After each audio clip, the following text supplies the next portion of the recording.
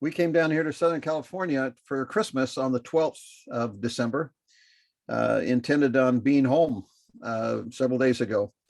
But on about the 21st, I started coming down with symptoms that were kind of strange. I didn't think about COVID at all. My brothers had been down here with me in California. I'm building a vacation house down here, and we had a great week doing the construction that we were doing. And then as they left and I kept working, I started to feel, I told my wife, I said, I feel like an old man. I said, I'm hurting, I'm aching, my muscles hurt, and I'm just tired, and what's wrong with me? And I complained for a couple of days, and then she started to get sick, and she said, I've got this COVID test. I think I'm going to take it. So she did, and she tested positive for COVID.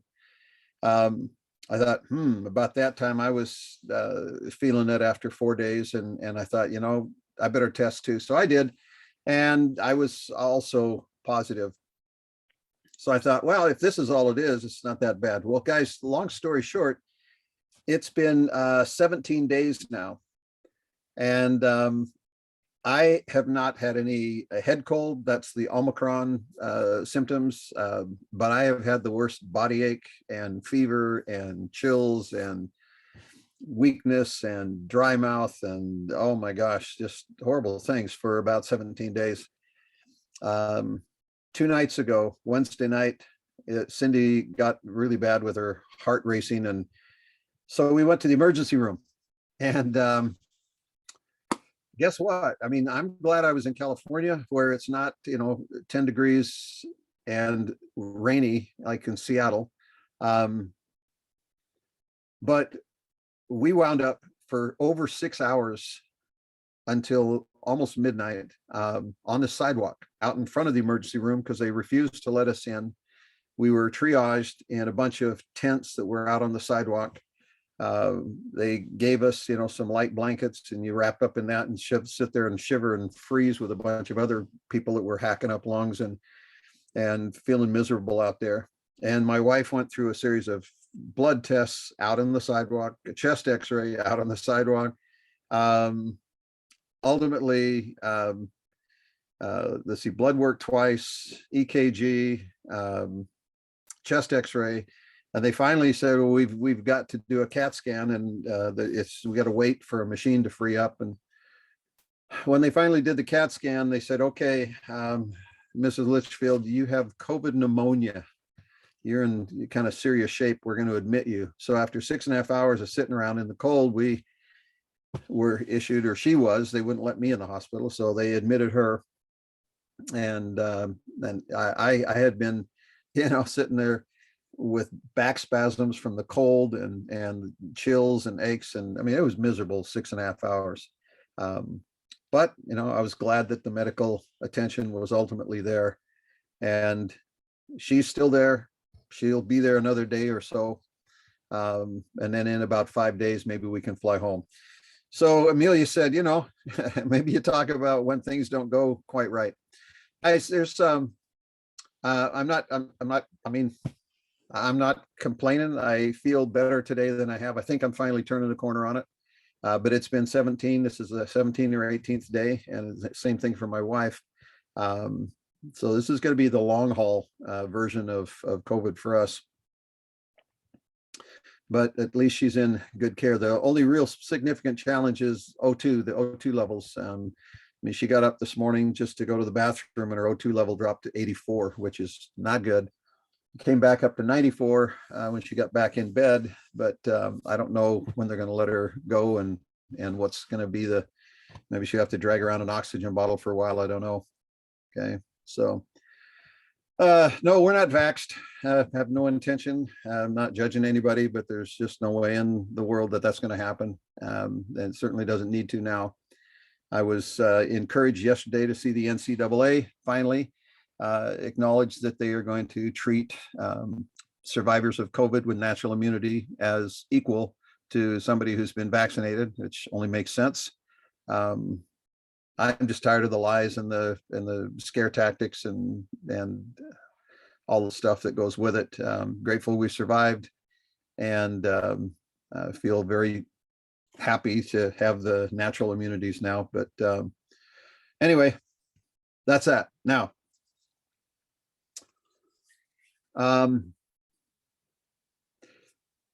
so what I wanted to talk about is there's a principle that has to do with trading that is hugely important. And I've talked about, I tend to talk around this on almost every subject that I ever talk about, because one of the first things that I did in my trading career was triage. And when I say that, it made me think about what we went through on the sidewalk the other night.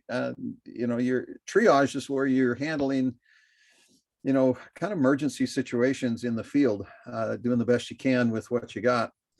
In my early days, I worked with a company who was driven by an individual who was a very talented individual, but quite frankly, very egotistical, and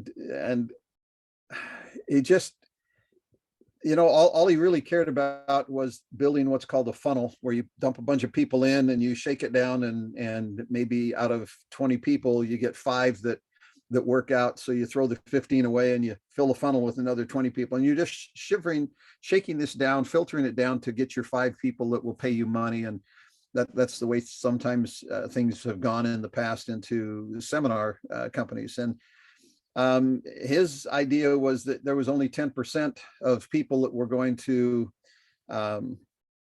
make it. And as long as he gave them good information, it wasn't his fault if they didn't make it. Okay. This is where Rob and I, in that environment where we wound up meeting each other.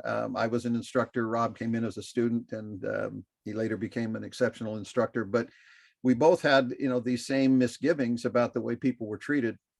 And this idea of, you throw 100 people in, and then, if you get 10 out, well, the rest of the 90, that's, they tried, but they didn't try hard enough. That's bullcrap. I worked with these people. I would teach them. I would listen to their stories. I knew how hard they were trying. I knew how much commitment that they had made, and how much money they had spent, and the classes they had attended. And the fact that they were not achieving the success that they wanted, it certainly wasn't because they didn't want it. It certainly wasn't because they hadn't put the money or the time into. It's just something wasn't quite right. Now, segue.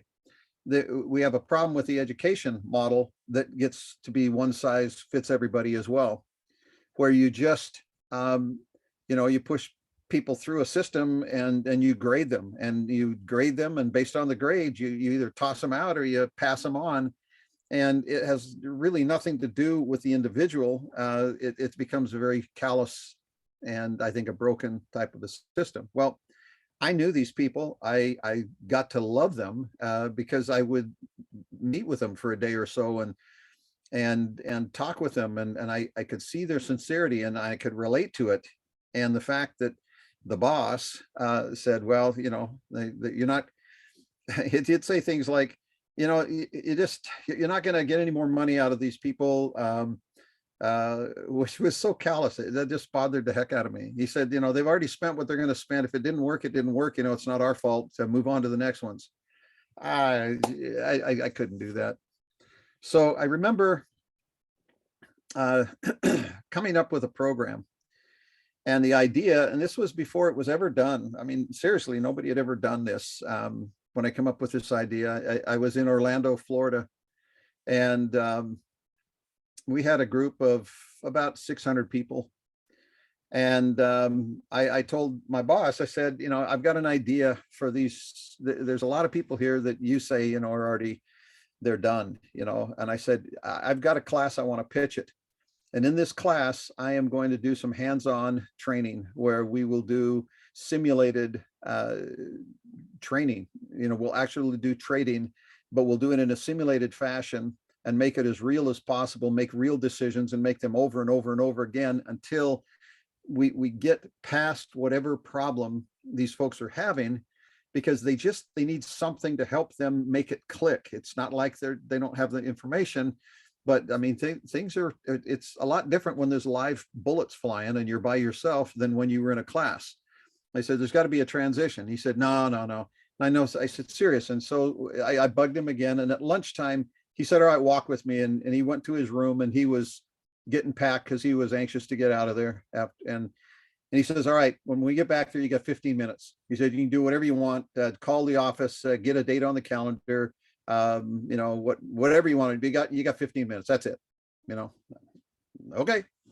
So we went back and I called the office and got a date on the calendar. And when we went back there, I pitched this idea to these people, and 110 people raised their hand and said, I'll pay, you know, whatever it was. It was, you know, something like $1,200 or something for a one-day class. And the way I presented it, it was huge, and it blew him away.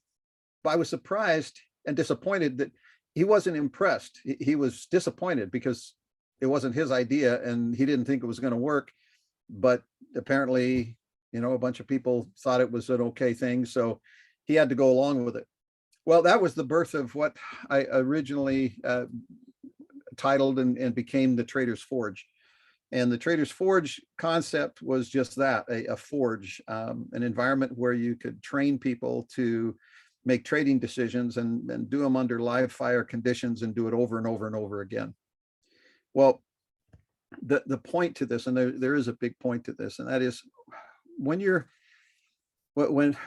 may get discouraged from time to time, and recognize that it may have very, very little to do with you.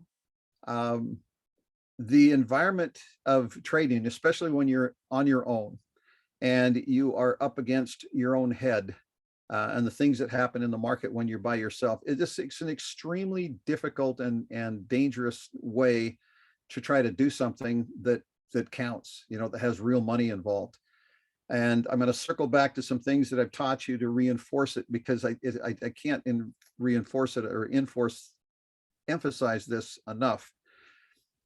When I had that first class, which was down in San Diego, it was crazy. It was, I wouldn't say unorganized, but I'd never done it before. Didn't know what to expect. We didn't have the technology we have now. I went and literally spent weeks printing out option daily printouts because there was no history. So I just print them out, option quotes and whatnot, day after day after day for a couple of weeks until I built up, you know, stacks of paper. And then I would create scenarios. And when we did the training in class, we'd create trading scenarios. And I literally had assistants at a back 2 or 3 tables with all these pages spread out on the table so that I could call out and say, okay, it's 10 o'clock.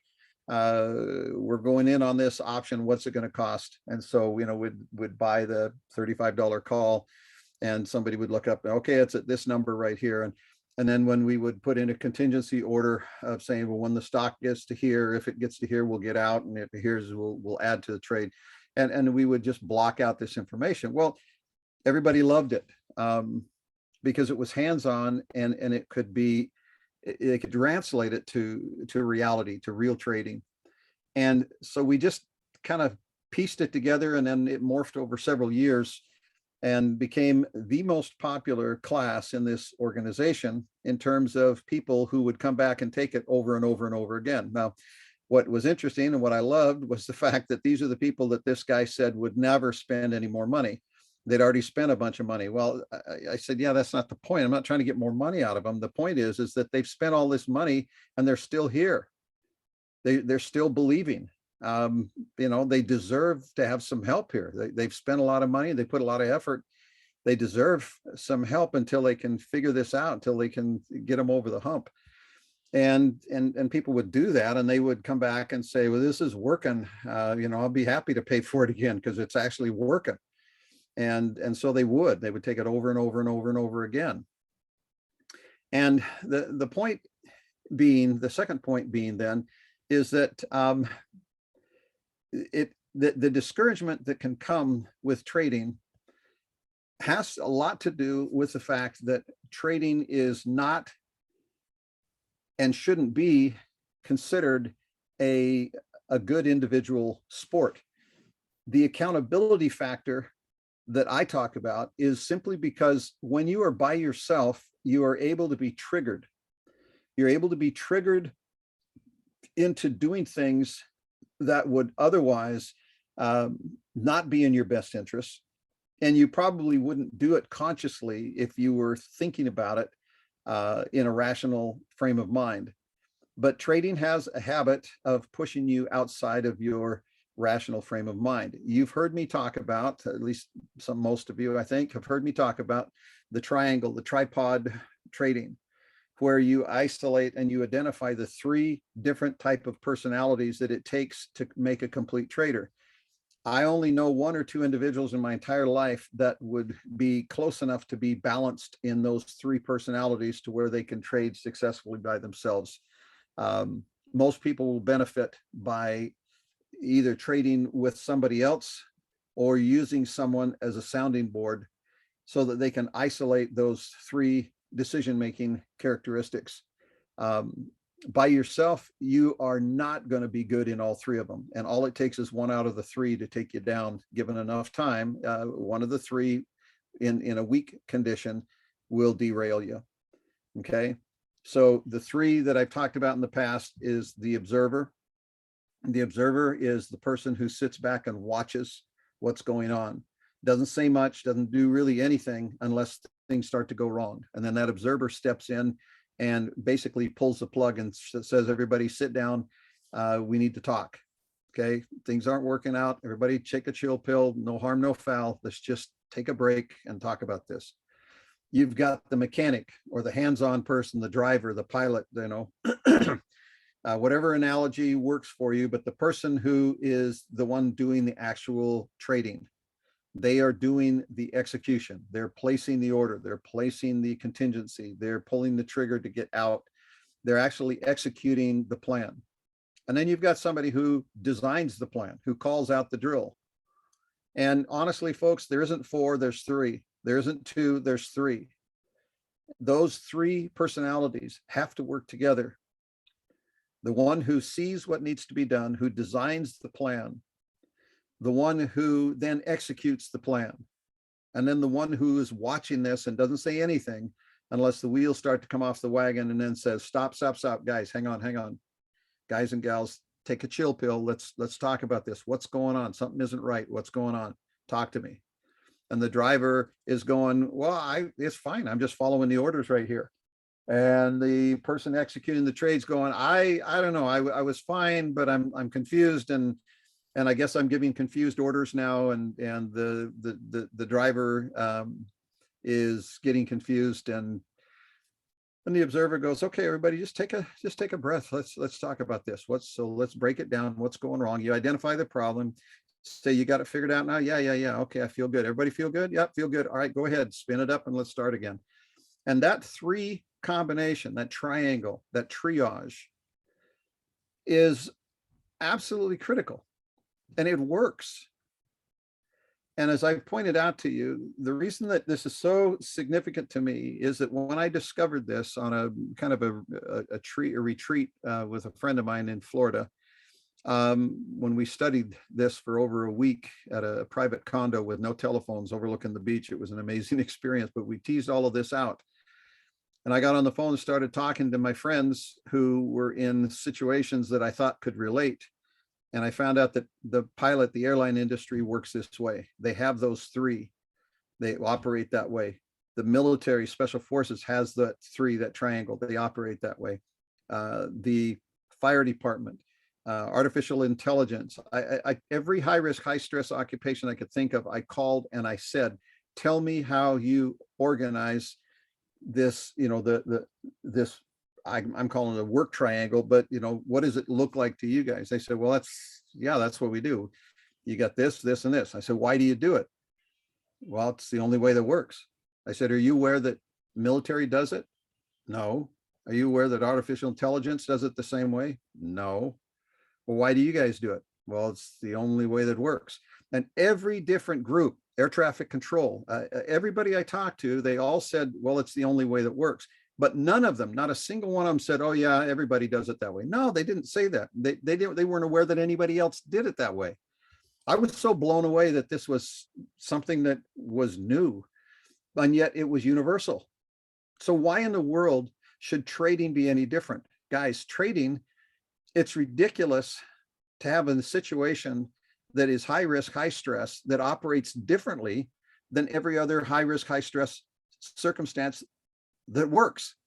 In other words, if it's high risk, high stress, there's lives on the line, and every organization that handles that successfully does it this way with the triangle, why would you not do it with trading?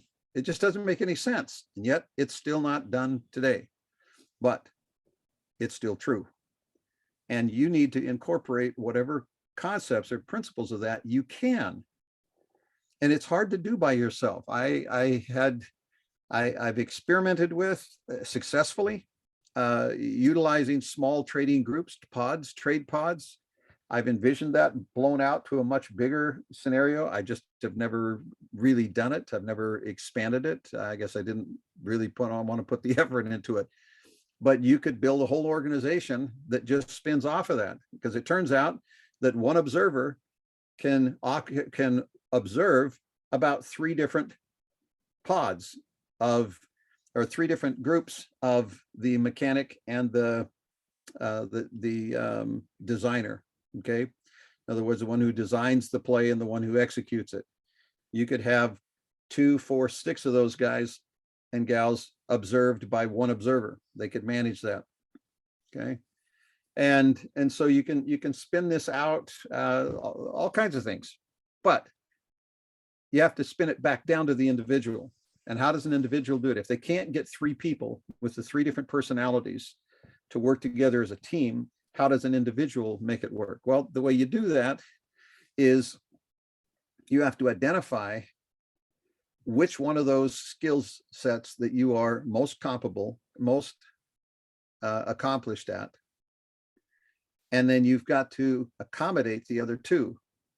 And you could do that with a friend, or something as simple as, and it's not ideal, but it does work. And that is some tricks that you use where you physically change your state. Okay. When you are going to be the designer, okay, you're in creative mode. You've got your charts, you've got the information, you are going to identify a potential trade. You're going to identify the entry point, the exit point, how much you're going to spend, what the potential cost is the cost benefit there to justify it. You design the whole thing out. And once you say, okay, this is what we're going to do, then you stop, you lay it down. You don't jump in immediately, do it. You get out of your chair, you walk around a little bit. Then you come back and you sit down as the mechanic now. Now the mechanic sits down with a set of instructions. They're the pilot. They're going to do the actual flying here.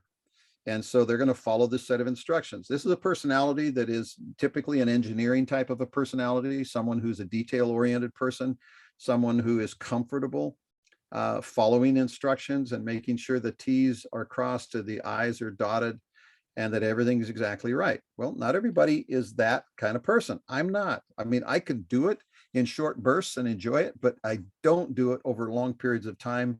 It's just bores the crap out of me. It's just not who I am. My personality is more the designer, show me a flashy object, squirrel, show me a new picture, I see what needs to be done here. You do this and this and this. Oh, but by the time it's designed and done and laid out, I'm bored. I'm ready for something new. But there's other personalities that are so excited at that point, say, okay, get out of my way. Let me just execute this. I want to make this. I want to follow the instructions and put this IKEA project together and make it just perfect. That's great, but they're different and they're not better. They're different. And you need the IKEA detailed accountant to do the actual trading part of it. You need the designer to be able to design it. And then you need the observer to sit back with their arms folded and calmly watch this and say, okay, play nice together. Okay, good job. All right, that works. That's good. Whoa, whoa, whoa. Whoa, hey, all right, hey, stay, guys, stop. What's going on? What's going on? Let's talk about this. Shut everything down. No, I know. Shut it down. I know. Everybody just take a pill. Let's shut it down. Walk outside. Let's go take a walk. Somebody's got to be able to do that. Talk it through. Calm everybody down. Get everything spun back up and say, all right, looks good.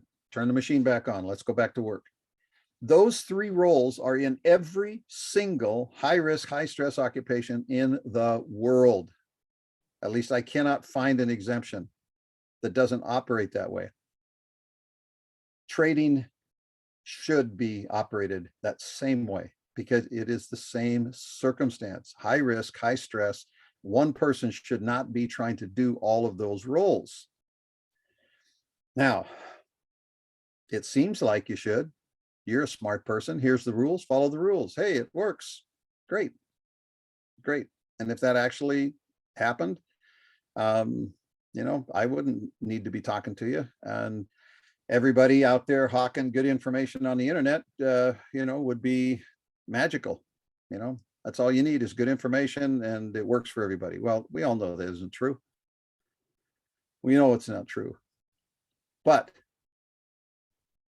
the reality is that you've got to have those three roles separated out. Then you've got to be able to have a process that you can build off of to survive the learning curve. Surviving the learning curve means that you've got to have trading that is real enough, but survivable. Now, guys, I've spent almost 22 years as a martial arts student. I've spent 17 of those years as an instructor. In my Aikido training, one of the things that I love about it is that it understands this principle completely. We train on mats, thick mats. Some people criticize that. Well, that's not real. The ground is not that soft. It's darn right. It's not. Thank goodness. We practice on fairly soft mats. Why? Because in order to train properly, you can't train on a checkerboard to get ready for a chess match. Well, actually you can, because it's the same board.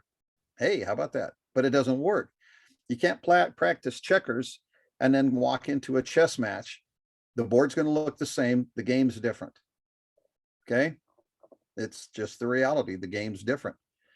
So in Aikido, in my training, in order to have the practice that I do translate directly into application, into what I would do in the field, we practice learning how to take a fall and be thrown very, very hard for two reasons. Number one, so that the person who's doing the throwing can actually throw full strength and feel exactly what it's like to throw somebody, but to land on a mat that's soft enough so that instead of breaking hips and bones and joints, which would happen on hard ground, the person can learn how to bounce off, jump back up, and do it again. Two things happen. You learn how to go to the ground without getting hurt. You learn how to protect yourself as you take that fall and survive it. Number two, you learn how to throw full strength so that nothing is different when you go to an application in the street, except that the person doesn't bounce up off the ground. They hit the ground and they don't get up. Okay.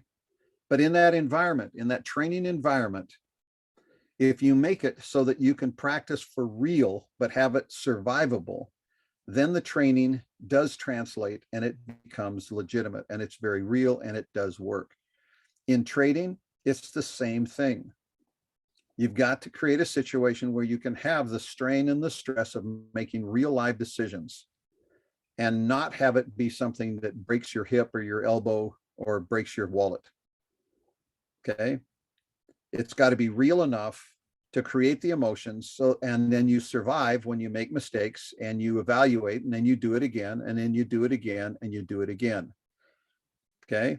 So you get used to the feeling of, whoops, that didn't work. Ouch. Okay. That costs money. Okay. Now, fortunately, that wasn't actual dollars, but I saw those dollars go out and it felt pretty real. And you start over again. And once you start to get the hang of it, then the smart thing is you start to fund a little bit. So you do 1 contract instead of 10 contracts, but this time it's fully funded. And when you take a fall, it costs you, but you knew what it was going to cost. You've already done it a whole bunch of times and it doesn't feel that different. And so you move on and it doesn't knock you off your game. And then you do it again. And maybe you get a little bit to where you're saying, okay, I think we're ready to roll this up to 3 contracts and then up to 4 contracts. And you gradually dose yourself you transition into fully funded trades, but you do it in a way to where you can survive the learning curve. but you cannot practice checkers and then walk into a chess game. You can't say, well, these are unfunded trades, yada, yada, yada. Now I'm going to do real trades. Baloney. If they weren't real trades when they were unfunded, if your brain didn't think they were real trades, it basically is worthless. You're going from checkers to chess, and it will be a disaster. So the training process that I recommend is that you identify those three roles, you practice, and you transition very slowly into funded trades, and you use mats. Okay, you use soft mats, and you take the hit, and if it doesn't work, at least you don't break anything. But gradually you make the mats a little thinner and a little thinner until you can take it. And guys, I can take hard falls, and even at my age still, I can take hard falls and throws on concrete, because I started with the mats and got a little harder and a little less protection, and then did it out on the grass, and then eventually on sidewalk and hard concrete or hardwood floors in gymnasiums. And if you do it and build up, you can do it, but you don't just go from 0 to 60. You don't go from soft mats to concrete. This is very real. It's the same kind of thing, guys. There's a slow conditioning process that's worth taking your time to do it right. Okay. Let's see. I'm getting some comments, and I want to give me just a chance to catch up, guys, a little bit, because I haven't ignored too many, but I want to acknowledge. All right, Robert, is it okay if I share your comment here, bud? All right, thank you.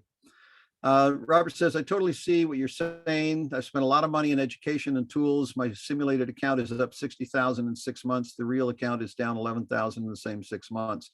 This is a big difference, or divergence from simulated to real trading. I'm playing all three parts, are constantly working to get in the flow and have more confluence between simulated and real. Okay, so Robert, if you don't mind, let's talk about, let's use you as an example. And I appreciate your honesty and your candidness here. As I said, my whole point in starting this 20 some years ago was because I wound up feeling the need to do triage, just like we got on the sidewalk the other night.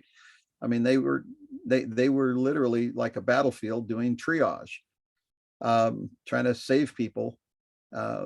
And that's what I wanted to do. I wanted all these people who had spent time and money and effort, and they weren't quite there, and they were assuming it was their fault, because my boss many years ago would tell them it's their fault. You're not trying hard enough. I gave you the information. It's not my fault, which is crapola. But so let's talk about this. If you can make good decisions in a simulated account, guys, and build up a simulated account to 60,000, but in the funded trades, it's down a few thousand. What does that tell you? That means we're still at a dichotomy here. We're still trading differently in funded than we are in real. Okay. And that just tells you that this is not an easy thing to do, guys. I mean, your rational brain can say, okay, well, we're going to do this and this and this and this. But this has nothing to do with your rational brain. When you're making trading decisions, you oftentimes will bump into irrational decisions. Now, the thing is that they've proven scientifically that when you switch over from left brain to right brain decision making, a lot of times you're not even aware when you cross over. You can switch from left brain to right brain, from rational side to irrational, emotional, and you don't know when you're there. Okay. So Robert, let's talk about this. Is that okay? Can we talk about your situation? I use you as kind of an example. He said, yes, please. All right, good. So guys, here's the deal. In the simulated, why is it, Robert, well, you can tell me, why do you think that it seems that in the simulated account that you can make good decisions and follow through on those good decisions, but have it be a little different in the funded account? Can you tell the difference? That's my first question. I guess that's my big question. Can you tell any difference? Can you identify any difference Does it feel differently when you're making decisions and executing in the simulated account versus executing and making decisions in the funded account?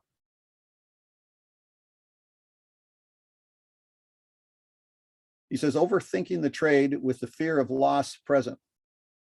Okay, well, you just nailed something hugely important. Everybody get ready to take some important notes right now. Okay, Robert, it has got to be in a situation. Gilles says, no stress in practicing. Okay, that's fine. That tongue in cheek. It doesn't help.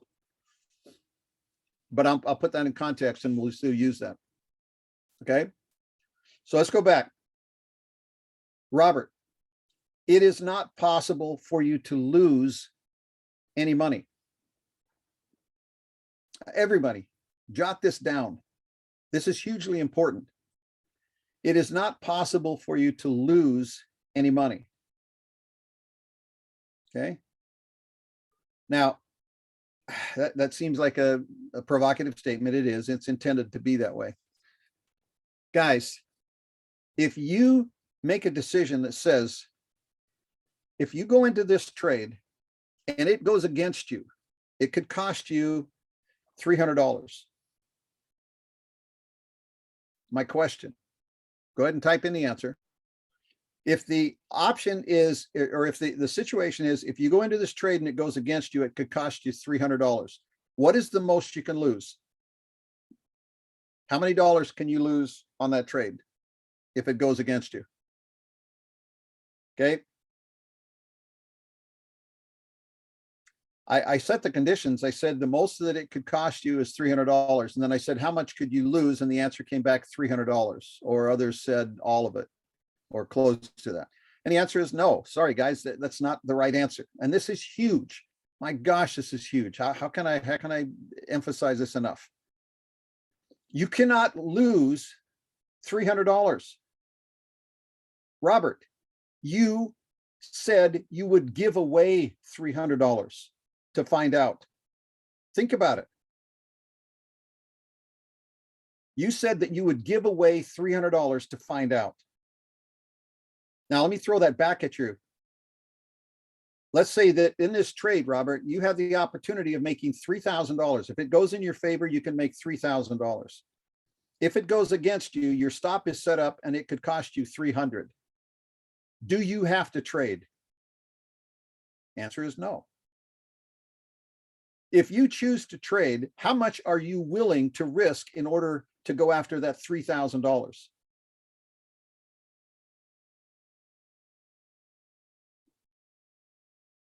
And if you're not willing to risk, if you're not willing to spend $300 to find out if you can make $3,000, then don't do the trade.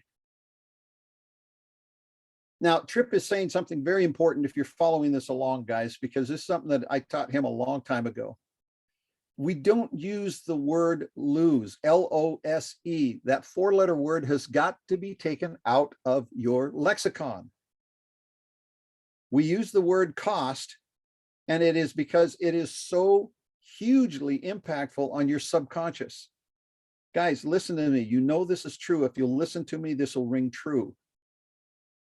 Everybody has been conditioned since you were a little tiny kid to avoid losing. Don't quit. Don't quit. You haven't lost yet. Hang in there. Hang in there. Don't cry. Wipe the tears. Come on. Be a big boy. Be a big girl. Hang in there. You can do it. You can do it. You've been conditioned to almost at all costs, don't be a loser. Okay. It's in your subconscious, guys. It's in your subconscious, and it's there working against you when it comes to trading, because you associate a trade going against you with losing. And so subconsciously, Robert, you will do everything that you can possibly do to avoid losing.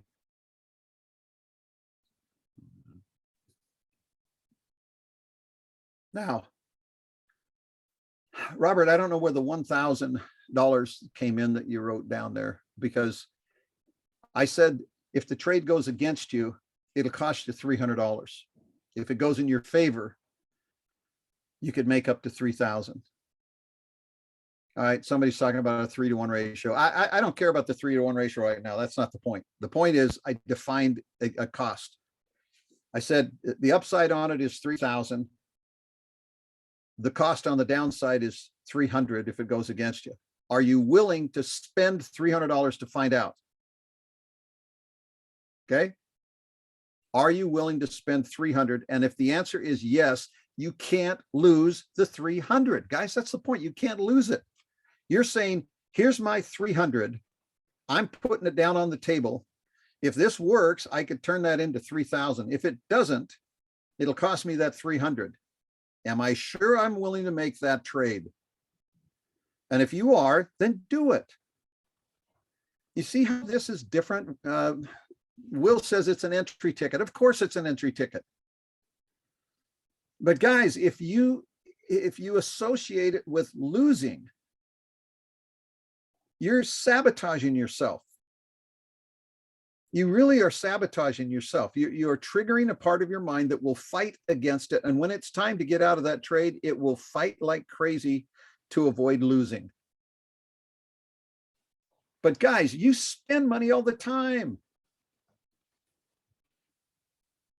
Did anybody here not spend more than $300 on Christmas this year? If you spent $300 on a Christmas present, did you walk out of the store kicking the cart and knocking some little kid over, grumbling about, I just lost $300? Oh, I hate it when I lose $300. You're carrying something out of the store you just bought, but you're yelling at some kid and knocking over the display on the way out because, oh, I lost $300. And somebody's laughing at you and you idiot, you didn't lose anything. You just bought that box of stuff. You just bought that gift. I lost 300. I had 300 in my wallet. Now it's not there anymore. I lost $300. Bull crap. Okay.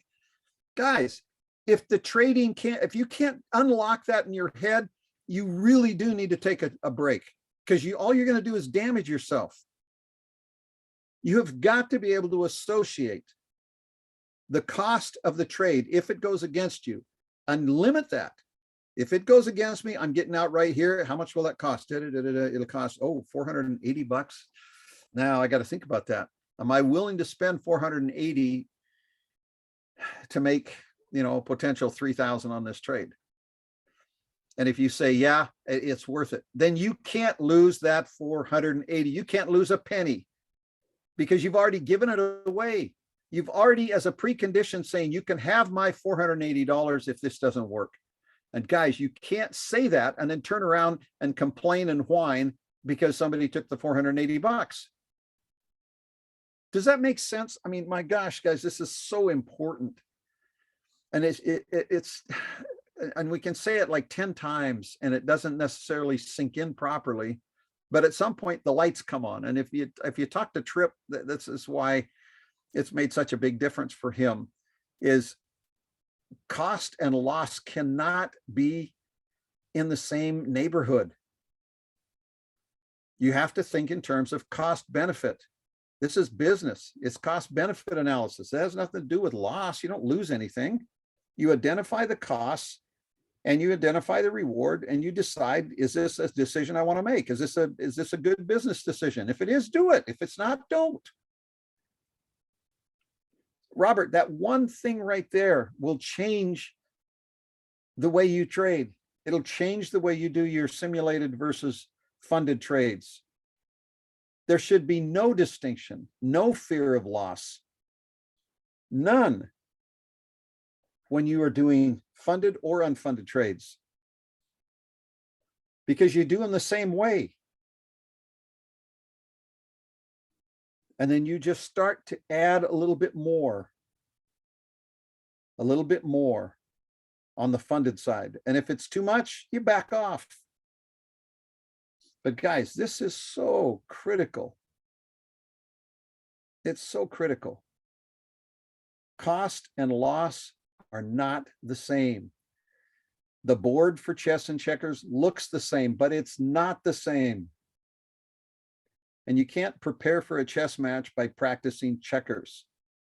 What you do on that board has got to be real. And you gradually work from the soft mat onto the sidewalk.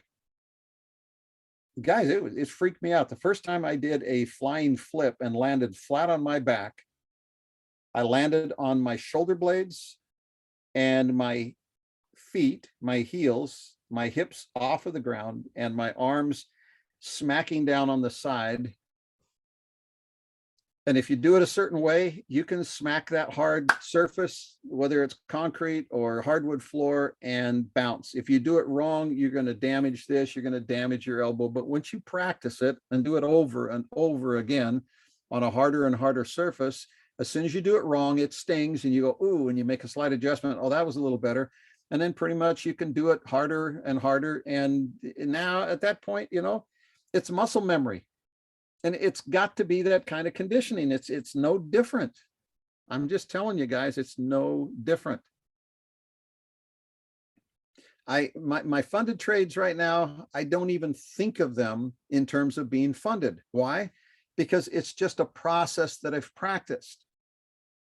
Okay, it's just a process that I've practiced. And so when you do it, you just do it. You don't think about it whether it's funded or not. I mean, you do at the beginning, you have to kind of work through that, but once you do it and practice it, then it becomes just something you do. So, Robert, can I go back and get some feedback from you? Did this help? This is just one point. There's others, but it's a huge point and it applies to everybody. He says, I try my best. I do my best to not have fear, and I work on it always, but it keeps cropping up and getting in the way. Yes, this helps. Okay, so let's, we got a few more minutes, Robert. I want to take you a little farther on this. I want to leave you in a better headspace than you're at right now. To not have fear. Please define the fear. First of all, losing is a fear. Okay. If we, in the unfunded trades, think of this and define it as a cost of doing business, a cost, not a loss, it's a cost, and it's a trade-off. It's spending money. It's like buying a Christmas gift. Are you willing to spend, you know, the $900 for that 65-inch plasma TV, or not plasma, but that new LED, QLED TV? If you're willing to spend that, are you afraid? At what point are you not afraid? At some point you lose your fear, Robert, and you spend the $900. Okay, you're not afraid anymore. At some point, when you look at that trade as a cost benefit, this is what it will cost if it doesn't work, but this is what it'll make if it does work. Am I willing to spend that to find out? There's no point of fear anymore, because now it's just a decision. It is a cost benefit decision. That's the hurdle. That's the frame of mind that you've got to get into. This is a decision. And when it comes to a funded trade, all you've got to do, Robert, is to knock it down to a level that doesn't cause those anxieties. Okay. So drop it down to a single contract. Nothing wrong with that. Who cares what the commissions are? Single contract, small consequence. And you are willing to spend money to find out. Find out what? Well, you've got a cost benefit reward right there. And is it worth it? If you decide it's worth it, then there should be no fear. It's just, let's find out. That's all. Let's find out. Okay, so Robert, I love what you just said. It seems to me like you're getting it. He says, I'm really not afraid to spend money, and I've got to just change the way I'm viewing it. That's exactly right. You have to change the way you're viewing it. Now, if you were doing it as three people, okay, Robert, the person designing the trade doesn't care about anything other than, oh, here's the plan. I see an opportunity. There's about $3,000 could be made if we get in here and it moves up to this point. That option will go up about this much, but there's the exit point. And if it gets out there, then that'll cost about, okay, so you come up with a cost versus the reward. Ooh, I like that. So yeah, let's do this trade. I think this is good. We get in here, there's our exit point. Here's the upside target. Here's how we close out of the trade. Okay, go. And then you hand that off, and the pilot takes over and flies the airplane. They fly the plan now. Now they're going to execute it. They're just going to follow that. Well, if they're just following it, then there shouldn't be any big issue, because that's what they do. And if you start to feel anxiety, that's where the observer's got to kick in, which means if you feel anxiety, you get up out of the chair and you walk away and you come back and you stand behind the chair with your arms folded and you say, okay, what's going on? And you verbally go over the plan and you act like you're talking to these two knuckleheads that are now kind of having an issue. They're, you know, one called the ball and the other one's getting nervous about something. And you just got to talk to the other two and get everybody calmed down. Right? I mean, it seems like a game and it kind of is, but it's got to be done, because if there was three people, that's exactly what would happen. The rational person, the observer, would say, all right, boys and girls, stop, shut it down, go have some lunch. We'll talk about this in about 20 minutes. Go take a break, walk around, you know, get something to drink, shake it off, take a jog, whatever. But in 20 minutes, I want to see you right back here. And then you sit down and they talk about it and work it out. Well, if there's only one of you, you got to figure out some way to make that happen. Okay. But guys, you are not ever going to lose. You're going to be facing a decision where you're going to choose to spend money or not spend money. Am I willing to spend money to find out if this thing is a good deal? Guys, I love apples. I'm kind of a snob. My favorite one right now is called the Sugar Bee. And, you know, I'll spend the $39, $49 a pound on, I lift the apple and I see if I can feel how solid it is and anticipate what it's going to taste like. And then I'll spend the money. And if I cut that open and it tastes like I expect it, oh my gosh, was it worth the $1.49 a pound? Yeah, heck yeah, I'll do it again. Do it again tomorrow. I love it. I didn't lose any money. I got a great apple out of it. But if I spend the money and I buy the apple, I open it up, I take a couple bites and go, boy, that's a disappointment. I don't run around crying that I lost $1.49 a pound on that apple, but I kind of question, okay, something didn't quite work out. So let's try it again. And if it works, or if it doesn't work twice in a row, I'm going to say, hey, maybe this is a bad batch. Maybe it's not a good time. And after 3, I'm going to probably say, okay, I'm not buying any more Sugar Bee apples anymore for a while. It's not working. I'm going to try something else. Okay, but I'm not going to go around crying that I lost $1.49 a pound, because I didn't lose it. I spent it to find out it didn't work, so I tried something else. Guys, that is practicality. That's reality. That's trading. That's the way it's got to be. The funded has got to be just like that. It's not too tough to have that kind of attitude when you're doing unfunded trading, but that's exactly what you've got to do when it's funded. So my advice stands. What I said is right. It works. Will you have to kind of dose into it little by little? Sure, probably. And if you go too fast, you'll find out. But you don't lose any money. You spend money. It's a cost benefit analysis. Guys, the hour's gone by real fast. Again, it was a little different. I didn't have any slides for you, but I spoke from the heart. And when it gets right down to it, you are going to have things go against you. You can't let them set you back. You can't get sucked into the idea that you're a loser or they're losing, or that you get anxiety or fear.